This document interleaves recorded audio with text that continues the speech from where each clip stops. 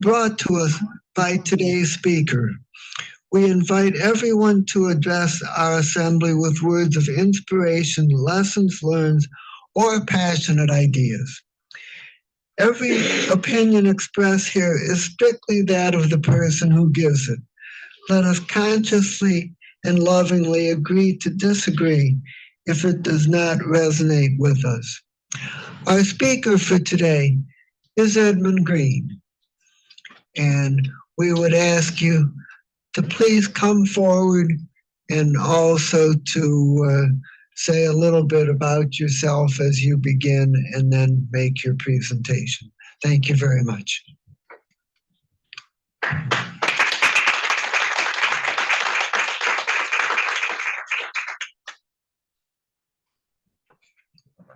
Good morning. So a little bit about myself. I am, one, speaking, getting over my fear of speaking, still getting over that. Two, I'm owner of Smiling Touch, a massage therapist and energy worker. I've been doing that for about 10 years. Part of my soul's purpose, my mission is to help others through self-discovery so that more peace may flow into their life. A quote that I thought of myself is to nurture the one within and nature will grow. All right. So today I'm talking about, the topic for today is symptoms and signs of gratitude. I'm going to talk a little bit about a time in my life that I went through that, a story that helped me bring me to where I am today. So to start off, two definitions. First definition is, what is a symptom? Symptom is any phenomenon or circumstance accompanying something and serving as evidence of it. And the second is gratitude. Gratitude is a positive emotion that involves being thankful and appreciative for something or someone in your life. Doing research to find a definition for gratitude, I found an article online. This article was it was cited by Robert Emmons and Charles Shelton from 2002, psychologists. And they stated that gratitude stems from the recognition that something good happened to you, accompanied by an appraisal that someone, whether another individual or an impersonal source such as nature or a divine entity, was responsible for it. So, and when I was looking, that was I found a couple of different things, and that was perfect for the talk, talking about nature and the divine entity, the talk. All right, so before I start my story, it'll help me to talk a little bit better. Let's close our eyes, if you will, with me, and just take a couple breaths, a couple deep breaths.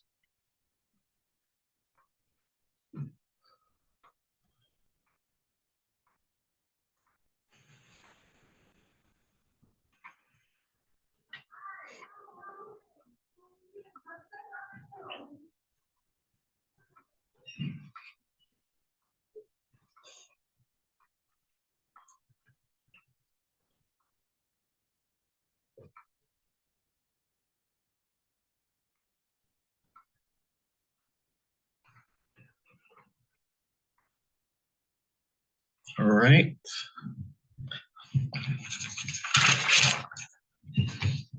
So a quick story about an event that happened in my life about 10 years ago.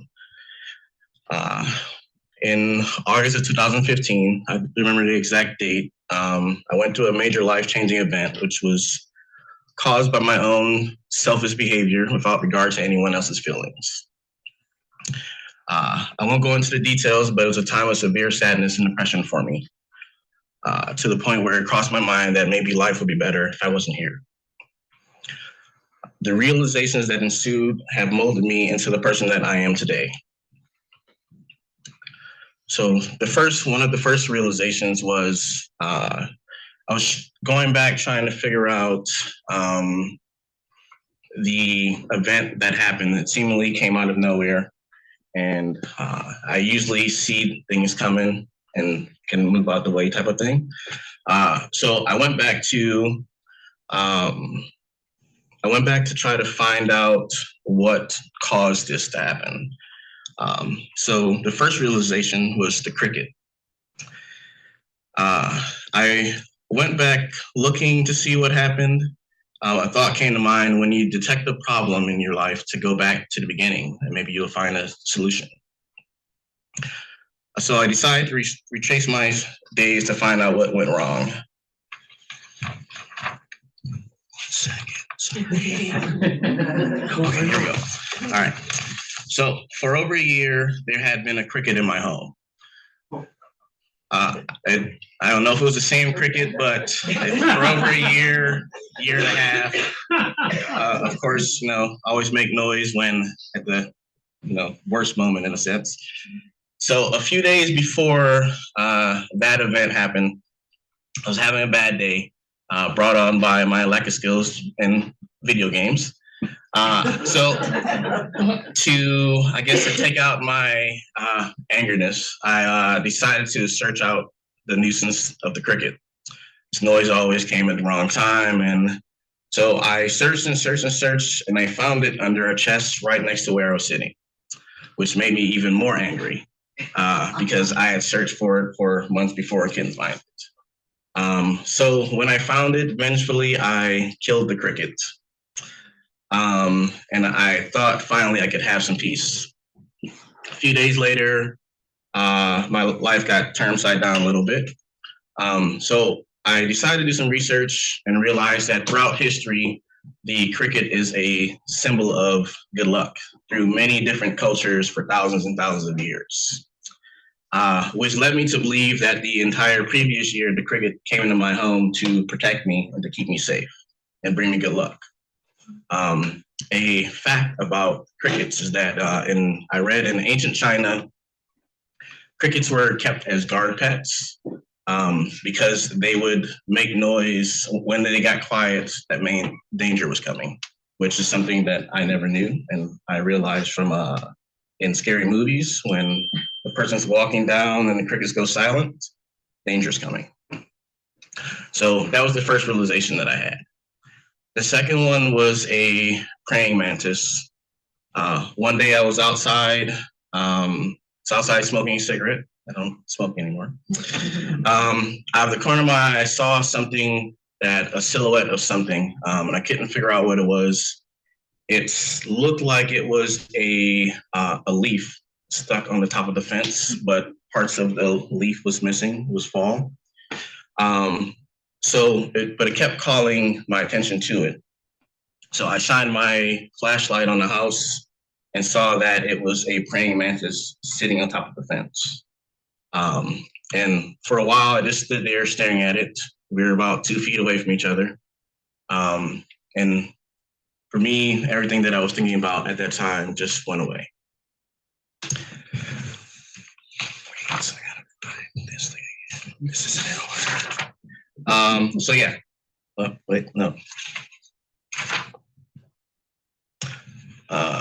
Okay, so again, I did research and I found out the praying mantis stood for praying mantis is an international sign of peace. It brings calm to your being so that your worries fall away when it comes to you. It also symbolizes patience and balance, among other things. For anyone who remembers, who saw me post a picture of a praying mantis last month, and I said it was the first time that I seen one in 8 years in my yard, that was from the last time that I saw that one. So the next realization that happened was the grasshopper. One day I was driving I was taking my stepdaughter and her mom somewhere. I pulled into a gas station and I noticed that there was a insect on my windshield. I looked closer and it looked like a grasshopper, and I was trying to figure out if I should move it, if I should leave it. I looked at it, it was alive, so I decided to just leave it there and let it be. So I left there, I got on the highway, I drove for about 15, 20 minutes. I stopped somewhere for an hour. I left there and I drove back home for like another 20, 30 minutes. When I got home, the grasshopper was still on the windshield. And I looked at it, I stared at it for a while, and I stared at it for a while, and I looked again to see if it was still living from everything that it went through. And I realized it was still moving. Again, I stared at it for a while, and then I was like, well, it'll leave whenever it's ready. I looked away for a couple seconds to grab my bags, and when I looked back, the grasshopper was gone. So the grasshopper, I decided to do some research about the grasshopper. And I found out the grasshopper symbolizes good luck and good fortune and change and transformation, among other things. It comes to you to let you know to keep moving forward and the things you're going through will work out. And then a fourth realization that happened. My mom had told me about a prayer, the prayer of St. Jude. That was, she told me that to try to find out more about the prayer. She didn't know what it was. She told me to ask one of my residents at the nursing home if they knew it, specifically one of my Catholic residents. They might know. So the next time I went to work, I asked one of my residents, Mary Ann Narinsky, if she knew the prayer. She said yes, and she told me that it's a prayer for hope when all else has failed. Now, I hadn't told her anything about my situation, but she said she would make sure she said the prayer for me because she knew that I really needed it. I started to cry. So as I laid her down for her afternoon nap, she said to me, "Thank you for always taking such good care of me. I know I could be a handful sometimes, but you were the only one who was always patient and kind to me." 2 days later, I received a sign that my life would be okay. I could breathe again. I went to work. The next time I was able to go to work, I went to work to let Mary Ann know the prayer was answered, but she wasn't there. The night of the day that I saw her was her last night on earth. And I realized one of the last things she did was pray for me. So I'm forever grateful for her. So out of all of that, a question for you, how long do you think all of those events took place? Anybody? So with the thing going on and all the realizations that I had, I just recently, and this was 10 years ago, I originally thought that all of this took place over the space of 2 months. All of this happened in less than 1 month. Mm-hmm. So, and that I found that when I was looking up, I found the obituary card thing for Mary Ann Narinsky and saw when she passed away. That's when I realized that it was like 3.5 weeks that all of this happened. So, what did I learn from these experiences? 1, gratitude is one of the many cycles of life, and it always comes back around to you. 2, my life experiences are the reason that I am standing here today, and I'm grateful for all of them, the ups and the downs. And 3, someone somewhere is grateful for you and what you've done for them. It could be as little as that smile you gave, that door you held open, or that last carton of eggs you left, even though you wanted to buy 2. They will always remember that small gesture. It may have changed their day or their life for the better and forever. For someone or something divine or natural is always with you, watching over you, whether you realize it or not. And one of the last things that taught me was that the answers you seek are usually right in front of you, as long as you open your eyes. It could be on a billboard or in a song or maybe on your windshield. It's going pretty fast. So to before, I have a question to close with, but before that, we do another breathing exercise. So, deep positive breathing. It is in through your nose, hold for a few seconds, and out through your nose. While you're doing this breathing exercise, think about something that you are grateful for.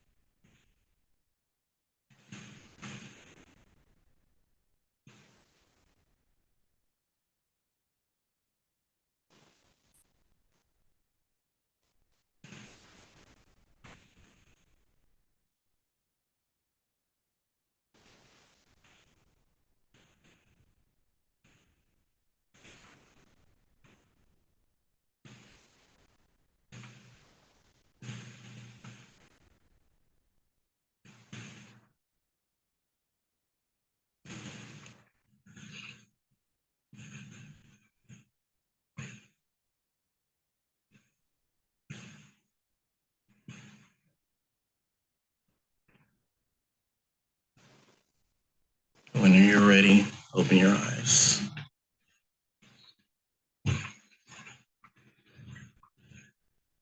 How's everybody feeling?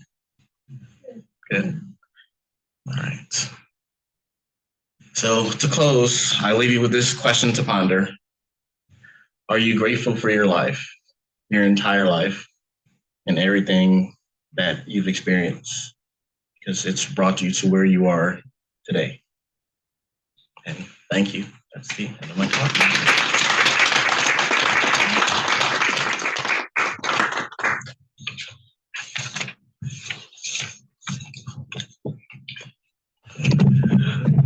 Thank you very much, Edmund. Does anybody have any comments or questions? Of course I do. So thank you for that talk, and thank you for sharing your stories. That I don't know what insects are your totem, but that's great. Better you than me to say that. But I also wonder, like, so you had to have been somewhat aware. You said you weren't where you are today, but you were kind of in a rocky place when you killed the cricket. Yes. But you still knew enough to look it up and then to start to figure out. And then you noticed the grasshopper, you noticed the praying mantis, and that sort of thing. So you must have been on your path a little bit even before the cricket incident. So I guess more so from in 2013, my one of my best friends passed away, and I was helping. Actually, a few different things happened after he passed away that kind of opened my eyes to other things. One was hearing him actually talk to me. I was thinking about asking Lady out, and that we were driving. I was helping her, his ex-girlfriend move, and I was thinking about it in my head, and I heard him say to me to ask her out. Said, "Clear as day, you got this. Go ahead." So that was something that happened. A couple other things happened before that. So I guess those things kind of opened my eyes to that. Yeah, there was a smoke detector that was going off that just I don't know why it was going off. And a couple times when I was speeding that I was saved. Yeah, so, All the graces. Thank you. So. Thank you, Edmund. Thank you for your time. Yes. Well, thank you for your talk, and I'd just like you to know I'm really glad you decided to stay here on the earth.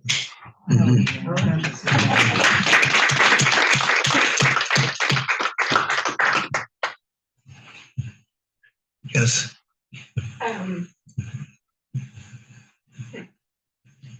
Your talk, I think, touched the heart of many.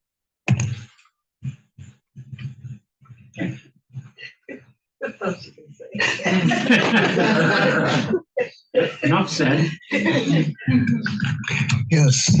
Lydia. I just wanted to say that, I didn't think of looking up the mouse or whatever rat or whatever was in my bedroom. But this was only like a month ago that I had this, and it's like every night I had to hear this mouse, and I'm thinking, okay, why am I creating this mouse in my, it was annoying to me when I go into bed, and I did think though, I need to heal something in my life in order to have this mouse go away, because I'm not going to call it an exterminator. It's just going to go away. It's in the walls or something. It just kept digging. It was just, it's annoying. I've had crickets in my life too. I get that too.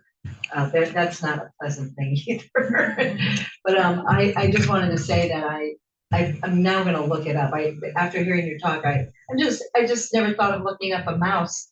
I don't know, but thank you for that, because that was a thought. And by the way, the mouse did stop once I started fixing things in my life. It did go away. Yeah, it's something that I realized over the year. Ever since then, like whenever if I'm doing something and a insect or an animal seemingly comes to me, or if I'm going through something and I like come out of a building and there's a crow there or something like that, if I feel it's necessary, I will look it up when I get a chance to see if there's a meaning to it. The same thing with repeating numbers, something like that. While we kind of see them all the time, sometimes if you are, I realize if you are going through something, or if you need some guidance and you see a repeating number 444 or 111 or 123, etc., that to look it up and see if if it symbolizes something that will help you or guide you with what you're going through. Bernie. Yeah, I had a fly in my apartment, and it ended up inside of my speaker. And there's no way I could get it out, and it lasted over a month. And every now and then I'd hear this going on inside a speaker at night and during the day. It was totem I don't understand for the fly. Chew fly, don't bother me. Yes. I really appreciated your St. Jude story. It's still moving me now. Healed me from some of my Catholic toxins. The way you told the story, you bring that prayer back to life for me. And it was something that I know my ancestors are praying that I would remember all the good things of the tradition. But you make that prayer real, and I'm going to learn that prayer, and I'm going to be using it myself. The other thing, just between me and you, the way you hug is I do a lot of work with veterans, and the way you hug is the way to be with a man who's watching the perimeter. And what I mean by that I know that wherever you are, if trouble comes into the room, before trouble can get to anybody else, you'll go there first. I know this about you, and so I'm glad you're alive, and I hope you live a really long time. Anyone else? Yes. Okay. Yes. Your talk was very heartwarming and great. I mean, it's the best I've heard in a long time for someone who doesn't know how to speak. And I'm sorry. She said it was wonderful. It was very heartwarming and great. It was heartwarming and great, she said. And that's the best she's heard in a long For somebody who can't speak too, you said it's hard for you're learning how to speak. Yeah. And I worked in the prayer of St. Jude. I'm going to pull it out because I used to pray it all the time. And I worked in a Catholic nursing home doing activities with the room bound. And I feel it because I love them so much, those people. The best things I ever did. So thank you. Yes, back to I had a cousin named Jude, and she was the original hippie who went in '67 to the corner of 8th and Ashbury and came back with drug problems and was literally just like the original hippie.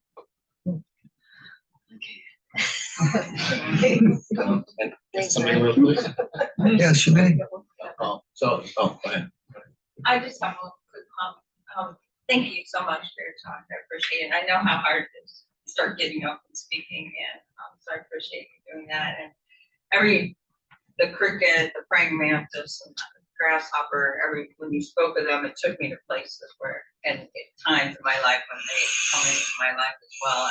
But I wanted to share it on YouTube.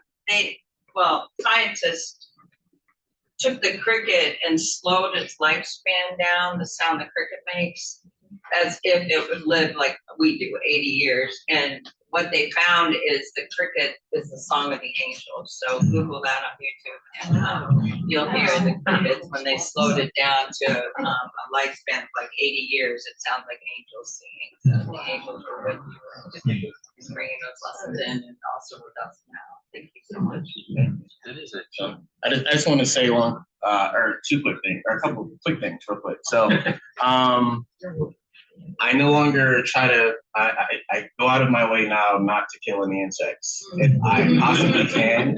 So that's why I like when, if I find a dead insect or something somewhere, I'll try to take it somewhere and bury it or put it with nature. So I was doing that day while the bees were in here. I was trying to take them outside. That and the next time I'm talking. So today was the first time I talked. I picked the 13 because it was my lucky number. This talk, I didn't actually pick the date. Cindy presented this date to me, and when we were doing one of our hikes, someone asked me why I picked today. And I just said it just came out of nowhere, pretty much. I just, that's what I was offered.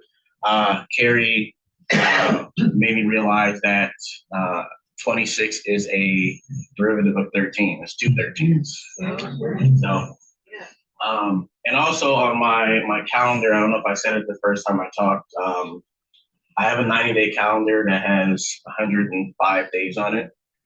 When I started, instead of putting a month in each one, I started just marking all of the days.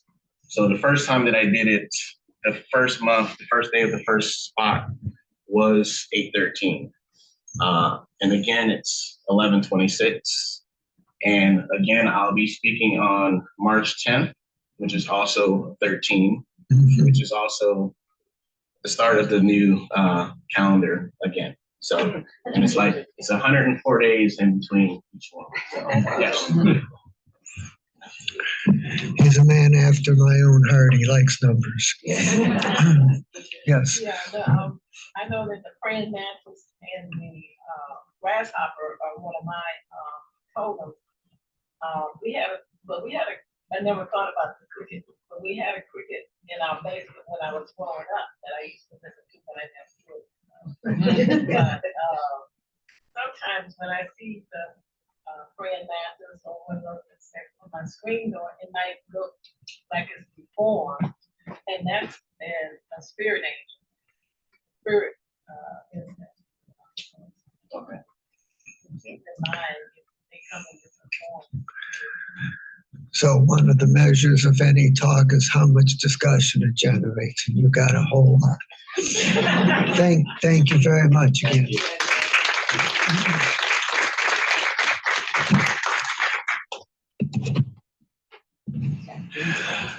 To usher in our time for healing, truth, and messages from Spirit, please rise for our